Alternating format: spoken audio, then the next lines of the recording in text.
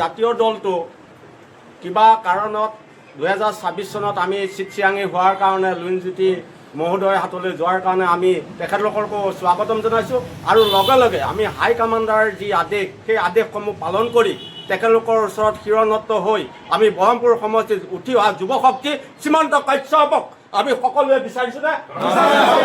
শ্ৰীমন্ত কাশ্যপ মহন্তক বিচাৰিছোঁ নে? তেখেতক জিকাব পাৰিম নে? আমাৰ যুৱ শক্তিৰ প্ৰয়োজন নে? আমি যুৱ শক্তিক লৈ পেলাই এইবাৰ বহৰমপুৰ সমষ্টিত সকলোৱে আগবাঢ়ি তেওঁক বিৰুদ্ধিক পৰাস্ত কৰি সমষ্টিত শ্ৰীমন্ত কাশ্যপক বহুত ভোটত জয়যুক্ত কৰিম বুলি আমি সকলোৱে প্ৰতিপন্ন কৰিলোঁ। শ্ৰীমন্ত কাশ্যপ জিন্দাবাদ, শ্ৰীমন্ত কাশ্যপ জিন্দাবাদ, গৌৰৱ গগৈ জিন্দাবাদ, লুৰিণজ্যোতি জিন্দাবাদ। সমষ্টিত কাক বিচাৰে পাতিত্ব? নমস্কাৰ, মোৰ নাম অনুপম বসুমতাৰী, কুণ্ডলী মণ্ডল প্ৰেচিডেণ্ট। এতিয়া আমি আমাৰ বহৰমপুৰ সমষ্টিত আমি আমাৰ শ্ৰীমন্ত কাশ্যপক মহন্তদেৱকে আমি বিচাৰিছোঁ। দাদা আপুনি কাক বিচাৰে?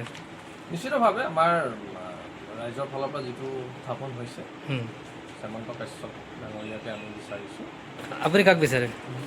মইতো উঠি অহা যুৱক হিচাপে শ্ৰীমন্ত কাশ্যপকে বিচাৰিছোঁ আৰু তেওঁ বহৰমপুৰ সমষ্টিত কাম কৰিব পাৰিব আৰু তেওঁৰ লগত আমিও কাম কৰি ভাল পাম, সেয়েহে তেখেতকে আমি যুৱ শক্তি হিচাপে বিচাৰিছোঁ। কি ক'ব, কাক বিচাৰে আপোনালোকে বহৰমপুৰ? এইবাৰ আমাৰ বহৰমপুৰ সমষ্টিৰ কাৰণে শ্ৰীমন্ত কাশ্যপ তেখেত হয় বুলি সদায় আমাৰ সুবিধা হয় ৰাইজৰ কাৰণে। আপোনাৰ প্ৰফুল্ল প্ৰাক্তন চিফ মিনিষ্টাৰ প্ৰফুল্ল মহন্তৰ ল'ৰা মানে শ্ৰীমন্ত কাশ্যপ ডাঙৰীয়াক যদি দিয়া হয়, এখেত যুৱ প্ৰজন্মৰ উঠি অহা যুৱক আৰু কাম কৰিবলৈ আমি সুবিধা পাম আৰু এখেতক বিপুল ভোটত মানে উইনাৰ কৰিব পাৰিম। মণ্ডল প্ৰেচিডেণ্ট হওঁ কংগ্ৰেছৰ।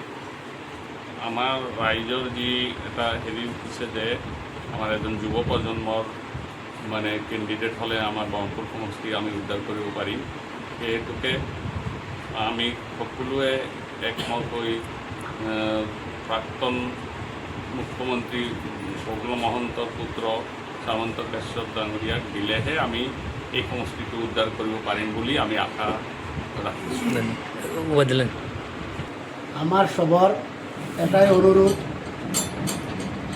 আমাৰ বহৰমপুৰ সমষ্টিৰ অলিয়ে গলিয়ে যিটো আৱাজ পাই আছোঁ সেই হিচাপে গম পাইছোঁ, প্ৰাক্তন মুখ্যমন্ত্ৰী প্ৰফুল্ল কুমাৰ মহন্ত ছাৰৰ ল'ৰা শ্ৰীমন্ত কাশ্যপ মহন্তৰ যদি কেণ্ডিডেট দিয়া হয়, এই বিজেপিৰ যি অপশক্তি জিতু গোস্বামীক আমি নিশ্চিতভাৱে পৰাজিত কৰিব পাৰিম বুলি আমি দৃঢ় বিশ্বাসী। সেইকাৰণে আমি কংগ্ৰেছৰ তৰফৰ পৰা গোটেই মণ্ডলসকলে বহি একত্ৰিত হৈ লুৰিণজ্যোতি দেৱক এটা আহ্বান জনাইছোঁ, এজন উদীয়মান যুৱকক যদি দিয়ে আমি এইটো জিত উদ্ধাৰ কৰিম বুলি আশাবাদী হৈ আছোঁ। তেওঁক এইটো এটা অনুৰোধ জনালোঁ।